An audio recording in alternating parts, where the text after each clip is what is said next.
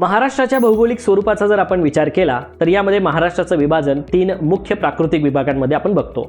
कोकण प्रदेश आहे की जो विशेष करून भात शेतीसाठी प्रसिद्ध आहे आणि जो अरबी समुद्राच्या किनारपट्टीला लागून असणारा एक विस्तृत प्रदेश आहे की ज्यामध्ये नारळ, आंबा, काजू यासारख्या फळ पिकांचंही उत्पादन होत असतं।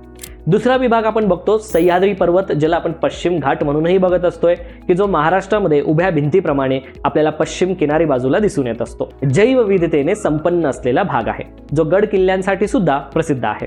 तिसरा महाराष्ट्राचा प्राकृतिक विभाग आपण पठारी प्रदेश आणि विदर्भाकडचा प्रदेश म्हणत असतो, की विदर्भाचा जर भागाबद्दल सांगायचं झालं किंवा पठारी भागाबद्दल बोलायचं झालं तर बेसॉल्ट या अग्निजन्य खडकापासून हा पूर्ण पठारी प्रदेश तयार झालेला आहे। जसं की ताडोबा अंधारी व्याघ्र प्रकल्प आहे, मेळघाट व्याघ्र प्रकल्प आहे आणि विशेष विदर्भाचा हा प्रदेश कापसाच्या काळ्या रेगूर मृदेचा प्रदेश म्हणून आपण बघत असतो। तो आहे की नाही महाराष्ट्राशी संबंधित प्राकृतिक वैशिष्ट्यांचा हा महत्त्वपूर्ण भाग।